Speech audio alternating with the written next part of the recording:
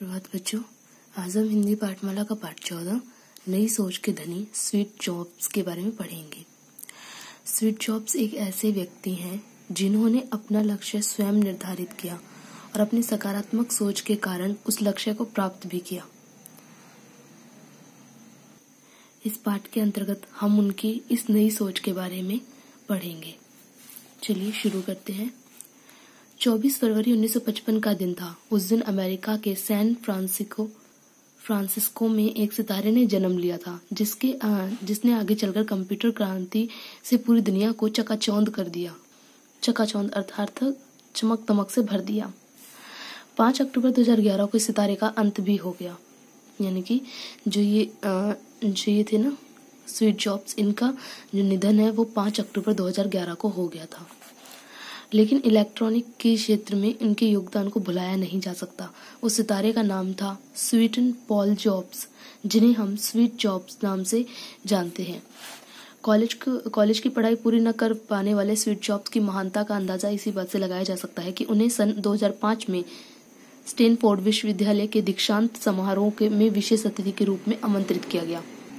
दीक्षांत अर्थात जो पढ़ाई के समापन के समय होता है, जैसे कि 3 साल का एक कोर्स होता है पूरे कॉलेज में, वो पूरा कोर्स 3 साल पूरे होने के बाद एक समारोह होता है। जो शिक्षा का समापन हुआ ना, उसका समारोह होता है, तो उसे कहते हैं दीक्षांत समारोह।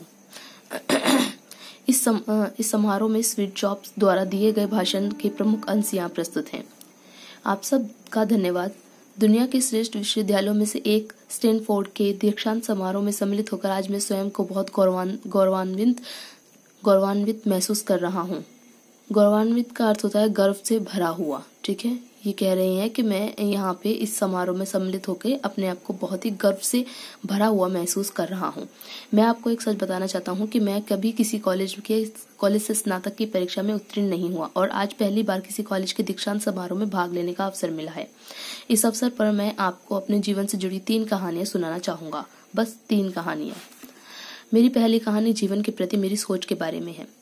रीड कॉलेज में प्रवेश लेने के 6 महीने के अंदर ही मैंने पढ़ाई छोड़ दी थी। कारण यह था कि 6 महीने बाद मुझे इस पढ़ाई का कोई महत्व समझ में नहीं आया। अर्थात इन्होंने 3 महीने तक जो पढ़ाई की है, 6 महीने तक कोई पढ़ाई की और इन्हें समझ में आया कि इस पढ़ाई से आगे कोई फ्यूचर नहीं है और ये इसका कोई महत्व नहीं है, तो इन्होंने उसे छोड़ दिया। मुझे कुछ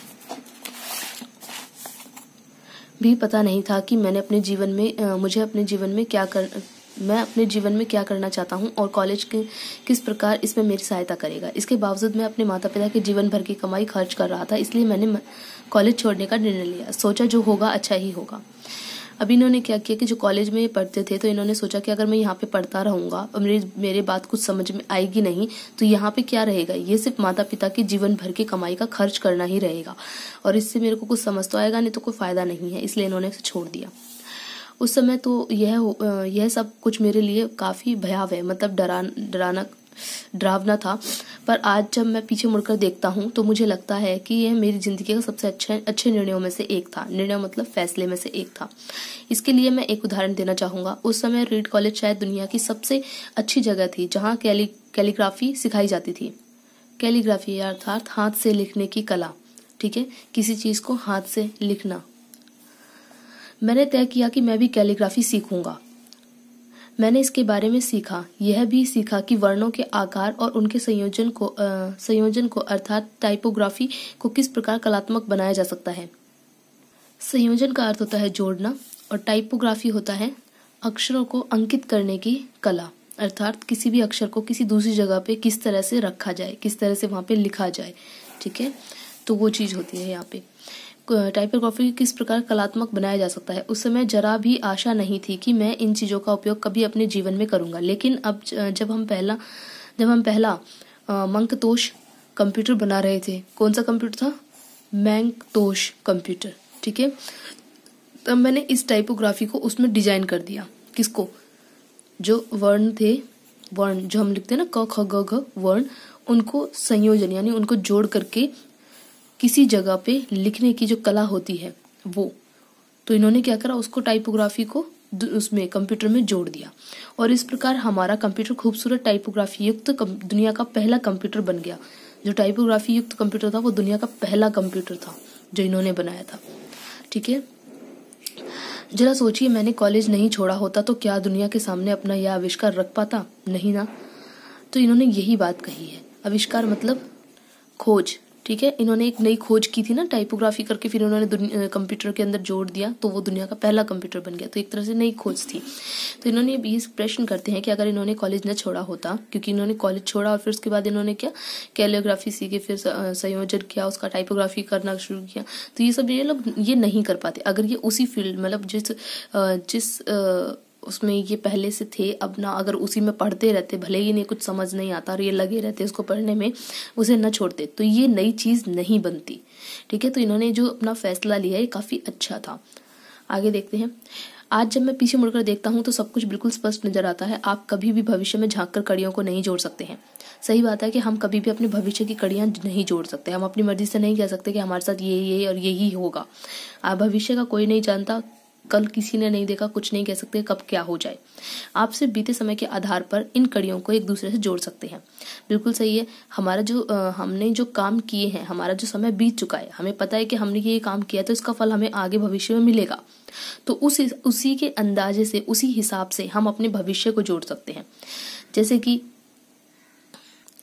आपके स्कूल में कोई डांस प्रतियोगिता है, आज आप उस डांस की तैयारी कर रहे हैं, ठीक है। कल आप ये देखेंगे कि जिस दिन आपका समारोह है उस दिन आप ये कह सकते हैं कि मैंने भूतकाल में बहुत लंबे समय तक इसकी तैयारी की है और भविष्य को माफ करिए, भविष्य को आप इसे जोड़ सकते हैं कि हाँ, मैं आगे ये प्रतियोगिता में प्रथम आऊंगा, क्योंकि आपको यकीन है आपने अपने भूतकाल में, ठीक है, देखो बीते हुए समय के आधार पर, आपका बीता हुआ समय है, आपने उसके आधार पर अपने भविष्य को जोड़ दिया, ठीक है, कि आप जीतेंगे। तो ये होता है। इसलिए आपको विश्वास रखना होगा, अभी जो हो रहा है वह आगे चलकर किसी ना किसी प्रकार आपके भविष्य से जुड़ जाएगा। हमें ये हमेशा विश्वास रखना चाहिए कि आज जो हम अभी कर रहे हैं या फिर जो अभी हो रहा है वह आगे चलकर किसी न किसी रूप में, किसी भी तरीके से वो भविष्य से जरूर जुड़ेगा, ठीक है। आपके किसी न किसी चीज में विश्वास करना ही होगा। अब आपको किसी न किसी एक चीज पे विश्वास रखना होगा, फिर वो चाहे आपकी क्षमता हो, किसी काम को करने की क्षमता, ताकत, या फिर आपका भाग्य, या फिर अपनी जिंदगी, या फिर अपने कर्म पर। कर्म मतलब आप जो काम कर रहे हो उस पर, ठीक है। मेरी दूसरी कहानी जीवन में कुछ पाने और खोने के बारे में है। मैं जिस चीज को चाहता था वह मुझे जल्दी ही मिल गई। मेरे मित्र वोजनियाक और मैंने सन 1976 में अपने अभिभावक के गैराज से, अभिभावक मतलब जो माता पिता होते हैं वो, के गैराज से एप्पल कंपनी की शुरुआत की थी। तब मैं लगभग 20 वर्ष का था। कितने वर्ष के थे तब ये? 20 वर्ष के। हमने बहुत मेहनत की और 10 वर्ष में एप्पल कंपनी 2 लोगों से बढ़कर 4000 लोगों की कंपनी हो गई और इसकी पूंजी को $2 बिलियन के करीब पहुंच गई। बिलियन यानी कि 1 अरब, ठीक है। तो यहाँ पे कंपनी जो इसकी पूंजी कितनी थी वो 2 अरब हो गई थी, $2 अरब के करीब पहुंच गई थी। कितने साल के अंदर? 10 साल के अंदर, ठीक है। ये कंपनी की शुरुआत कितने लोगों से हुई थी? 2 लोगों से। अब हमने एक ऐसे योग्य आदमी को रखने के बारे में सोचा जो हमारे साथ कंपनी को आगे बढ़ाए। इसके लिए पेप्सी कोला के विपणन यानी बिक्री करने वाला या व्यापार करने वाले जो विशेषज्ञ जॉन स्क्ले को एप्पल कंपनी का अध्यक्ष नियुक्त किया गया। किसे? जॉन स्क्ले को। पहले 1 वर्ष तक सब कुछ सामान्य रूप से चलता रहा, लेकिन उसके बाद कंपनी के भविष्य को लेकर हम दोनों में मतभेद होने लगा। मतभेद यानी कि विचारों का न मिलना, ठीक है। मतलब जो ये थे अपने जॉब से, और जो ये अध्यक्ष थे जॉन स्क्ले, ये दोनों ही इनके विचार आपस में मिलते नहीं थे। दोनों की भी विचार अलग अलग होने लगे थे, इनके बीच मतभेद होने लगा था। हालात ऐसे बने कि मुझे एप्पल कंपनी छोड़नी पड़ी, ठीक है। जो जॉब्स थे उन्हें ये कंपनी छोड़नी पड़ गई, जो मेरे पूरे जीवन का केंद्र और लक्ष्य थी। अब वह मेरे लिए समाप्त हो चुकी थी। इन्हें एक बड़ा फैसला लेना पड़ा अपने जीवन का, जो कि क्या था कि इन्हें अपनी कंपनी छोड़नी पड़ी। मुझे सचमुच अगले कुछ महीनों तक समझ में नहीं आया कि मैं क्या करूं। मैंने निश्चय किया कि यह सब कुछ इतनी आसानी से विफलता के रूप में स्वीकार नहीं करूंगा। मुझे लगा कि मुझ में काम करने का अभी भी जोश है, इसलिए मैंने एक बार फिर नए सिरे से शुरुआत करने की सोची। सफल होने का बोझ अब नौसिखिया, मतलब नया सीखने वाला, मतलब जिसने कि हाल ही में कोई चीज सीखी हो, एकदम नया नया व्यक्ति, अब होने के हल्केपन में बदल चुका था। ठीक है, जो इनके काम करने का जो जोश था वो इनमें समाप्त नहीं हुआ था, बल्कि इन्होंने एक नई सिरे से शुरुआत की। और सफल होना कि नहीं, मुझे एक बोझ सा रहे सर के ऊपर कि नहीं मुझे सफल होना है, वो नहीं था इनके अंदर, बल्कि इनके अंदर नौसिखिया, ऐसा इन्होंने अपने आप को रखा जैसे कि ये अभी नए नए सीख के आए हैं। और अब जैसे होता नहीं कि हम कोई चीज नई नई सीखते हैं तो उसको करने का हमारा मन बहुत ललायत रहता है। हम हमेशा सोचते हैं कि हाँ, जैसे आपने नई नई साइकिल चलानी सीखी हो तो आपका मन करेगा कि मैं बार बार साइकिल चलाऊं। ठीक है, तो वो नौसिखिए का हल्कापन था इनका। इन्होंने नई शुरुआत की किस तरीके से, ये नहीं बोझ रखा सर पे कि नहीं मुझे सफल ही होना है, नहीं। इन्होंने क्या, नौसिखिए की तरह शुरुआत की कि अभी भी ये नया सीख के आए हैं, और नया सीखा हुआ व्यक्ति काम दुगना 4 गुना करता है। ठीक है, तो वो इन्होंने करा। सन 1985 में मैंने नेक्स्ट नामक कंपनी की स्थापना की। कौन सी कंपनी? नेक्स्ट। इसके 1 वर्ष बाद मैंने जॉर्ज लुकास की पिक्सार नामक कंपनी खरीद ली। ठीक है, कितने 1 साल बाद इन्होंने किसकी? लुकास की पिक्सार नामक कंपनी खरीद ली। ठीक है, 1 वर्ष बाद समय ने करवट बदली और एप्पल ने नेक्स्ट को खरीद लिया। ये देखिए किसने किया? एप्पल ने नेक्स्ट को खरीद लिया। इसके साथ ही मैं एप्पल कंपनी में पुनः पुराने पद पर पदासीन हो गया। पदासीन अर्थात पद पे बैठना, पद पे आसीन होना। ठीक है, कभी कभी जिंदगी आपको इसी तरह ठोकर मारती है, पर आप अपना विश्वास मत खोइए। मैं दावे के साथ कह सकता हूं कि मैं सिर्फ इसलिए आगे बढ़ता गया क्योंकि मैं अपने आप पर, अपनी क्षमताओं पर विश्वास करता था और अपने काम से प्यार करता था। ठीक है, ये कहते हैं कि हमें अपना विश्वास कभी नहीं खोना चाहिए। अगर ये अपना विश्वास खो देते तो ये नई कंपनी एक और नहीं शुरू करते। तो इसलिए हमें अपना विश्वास हमेशा बनाए रखना चाहिए, चाहे परिस्थितियां कैसी भी हों। ठीक है, जिंदगी में उतार चढ़ाव आते रहते हैं, हमें हमेशा विश्वास बनाए रखना चाहिए और उसी के साथ हमें आगे बढ़ते रहना चाहिए। हमें विश्वास रखना चाहिए अपनी क्षमताओं पर, यानी अपनी ताकत पर, कि हाँ मैं ये काम कर सकता हूँ। और अपने काम से हमें प्यार रखना चाहिए। जब हम अपने काम को प्यार करेंगे तभी तो हम उस काम को करेंगे। जैसे आप साइकिल चलाना आपने अभी सीखा, या फिर साइकिल आप चलाना जानते हो, अगर आपको साइकिल चलाने से लगाव है, आपको प्यार है साइकिल चलाने से, तो आप साइकिल चलाएंगे, नहीं तो आप नहीं चलाएंगे। तो इसलिए अपने काम से प्यार भी होना जरूरी है। मेरी तीसरी कहानी मेरी बीमारी के बारे में है। जब मैं 17 वर्ष का था तो मैंने कहीं पढ़ा था, यदि आप प्रतिदिन ऐसे जिए जैसे कि वह आपकी जिंदगी का आखिरी दिन हो, तो आप किसी न किसी दिन सही साबित हो जाएंगे। इसने मेरे मस्तिष्क पर एक छाप बना दी। इसके बाद मैं हर सुबह उठकर शीशे में अपना चेहरा देखता हूँ और स्वयं से प्रश्न करता हूँ, यदि यह मेरी जिंदगी का आखिरी दिन होता तो क्या मैं आज वह करता जो मैं करने वाला हूँ। और जब लगातार कई दिनों तक जवाब नहीं में होता, तब मैं समझ जाता हूँ कि कुछ बदलने की जरूरत है। अर्थात ये जो कहते हैं कि जो हमें अपना हर एक दिन ऐसे जीना चाहिए जैसे कि हमारा वो आखिरी दिन हो। क्योंकि अगर हमें पता होगा कि हमारा आखिरी दिन है तो हम सबसे महत्वपूर्ण कार्य या फिर जो भी मुख्य कार्य हमारा होगा वो हम जरूर करेंगे। ठीक है, और जब ये क्या करते थे, ये सुबह उठ के अपने शीशे में जाके देखते थे और अपने आप से प्रश्न करते थे कि अगर ये मेरा जीवन का आखिरी दिन है तो क्या मैं जो आज करने वाला हूँ, ठीक है, अगर ये आखिरी दिन ही होता तो क्या मैं ये सब करता। तो वहां पे जवाब मिलता नहीं। अगर आखिरी दिन होता, जैसे मान लो कि कोई भी हल्का फुल्का ऐसे ही काम है, कुछ भी एवं, ठीक है, वो काम करना है और आपको एक महत्वपूर्ण काम आपके जीवन में है। अगर आपको ये पता है कि ये जो आज का दिन आपको मिला है ये आपके जीवन का आखिरी दिन है, तो आप सबसे पहले उस महत्वपूर्ण कार्य को करेंगे। ठीक है, तो इसी प्रकार इनको जब ये जवाब नहीं में मिलने लगे कि नहीं आज जो मैं करने वाला था ये काम, मैं अगर मेरा आखिरी दिन होता तो मैं ये काम नहीं करता, तो इन्होंने सोचा कि कुछ बदलने की जरूरत है, अब तो कुछ बदलना ही पड़ेगा। ठीक है, तो जीवन में इन्होंने बदलाव करना शुरू किया।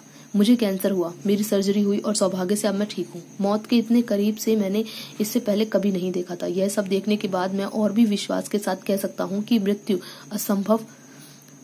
अवश्यंभावी है।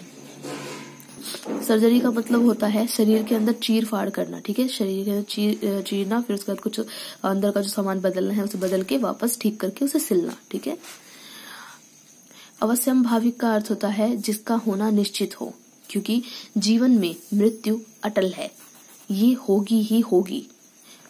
इस पृथ्वी पर जो भी चीज है, जो भी चीज का जन्म हुआ है या शुरू हुई है जो भी चीज, उसका अंत हमेशा निश्चित होता है, वो चाहे कभी भी हो पर होगा जरूर। ठीक है, तो इसीलिए मृत्यु अवश्यंभावी है।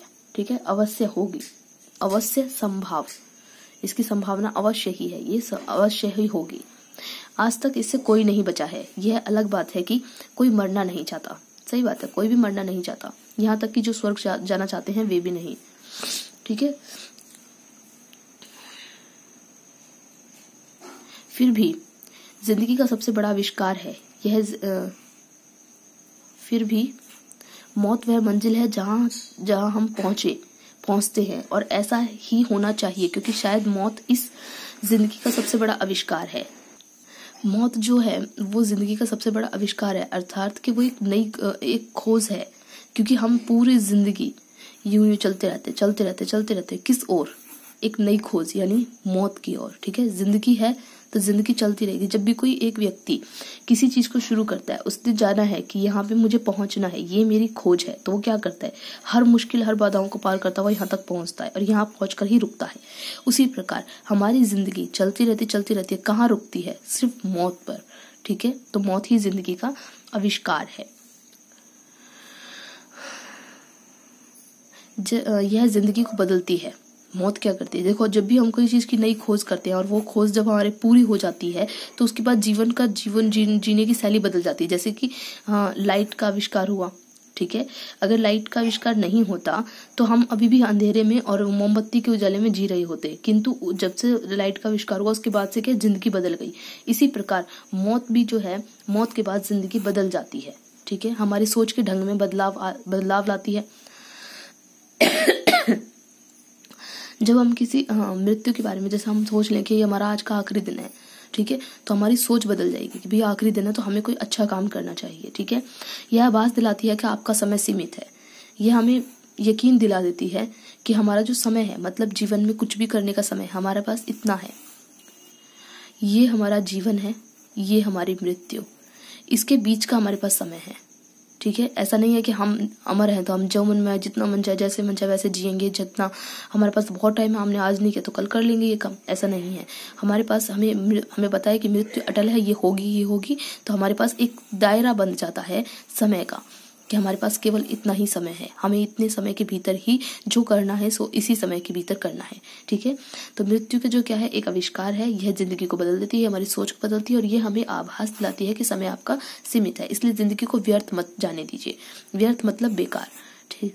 ठीक है, जो हमें जिंदगी से बेकार मत जाने दीजिए, बेकार की सोच में मत फंसिए। ये नहीं है कि जीवन में हम कुछ का कुछ सोचते रहते हैं बेकार का, ऐसी फालतू बहुत कुछ सोच, नहीं।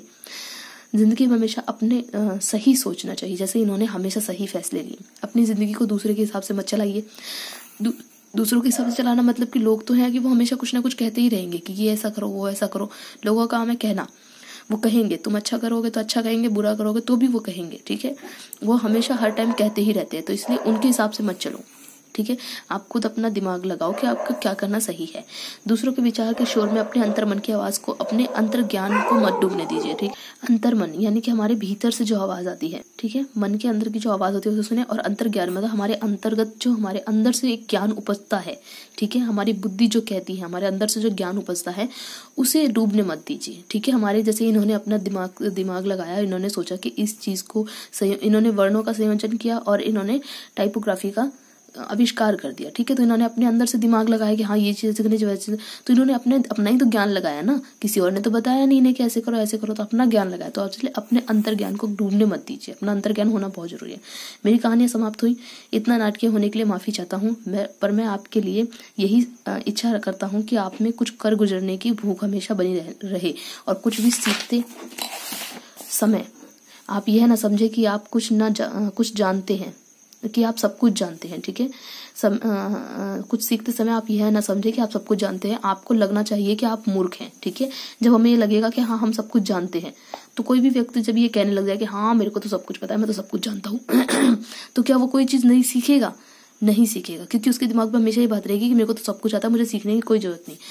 पर लेकिन जब आपको लगना चाहिए कि आप मूर्ख हैं, जब हमें ये लगेगा ना कि अरे मेरे को तो कुछ भी नहीं पता, मैं तो बिल्कुल मूर्ख हूँ इस सब्जेक्ट में या फिर इस विषय में, मेरे को कुछ नहीं पता, तो हमेशा सामने वाला व्यक्ति भी आपको नया सिखाएगा और आप भी नया ही सीखते रहेंगे। ठीक है, हर समय कुछ ना कुछ नया सीखते रहेंगे। ये जीवन जो है, जीवन मरने तक, जीवन जीने से, जन्म लेने से पहले, लेने से लेकर मरने तक हमेशा हम कुछ नया सीखते ही रहते हैं। ठीक है, तो इसलिए जब आपको ये लगे कि आप मतलब आपको लगना चाहिए जो भी काम आप शुरू कर रहे हैं, जैसे साइकिल चलाना, आपने साइकिल चलाने में पैडल मारना सीख लिया, आपको लगा अरे भैया मेरे को तो सब कुछ आता है, मैंने तो पैडल मार लिया तो मैं तो चला सकता हूँ। अब उसमें कितना काम होता है, घंटी बजाना, समय आने पर ब्रेक लगाना, ठीक है, उसकी स्पीड बढ़ाना, ये सब चीज़ें। अगर आप अपने आप को मानेंगे कि नहीं मेरे को तो कुछ भी नहीं आता, मैं तो मूर्ख हूँ, तो आपको फिर नई नई चीज़ें सीखने को मिलती रहेंगी। ठीक है, तो ये इसलिए आपको कभी ये नहीं होना चाहिए कि मेरे को तो सब कुछ आता है, मुझे अब कुछ भी सीखने की जरूरत नहीं, लेकिन आपको ये लगना चाहिए कि आप मूर्ख हो, आपको, ताकि आप कुछ ना कुछ नया सीखते रहें, तभी आप भली भांति कुछ भी सीख पाएंगे। ठीक है, कुछ भी आप ढंग से तभी सीख पाएंगे जब आप अपने आप को मूर्ख समझेंगे। ठीक है, तो आपको मैंने पूरा पार्ट पढ़ा दिया, आपको समझ आ गया होगा। वीडियो काफ़ी लंबी हो गई है, काफ़ी पार्ट बड़ा भी था। ठीक है, तो अगर आपको कोई दिक्कत आती है तो आप मुझे व्हाट्सएप पे मैसेज करके पूछ सकते हैं।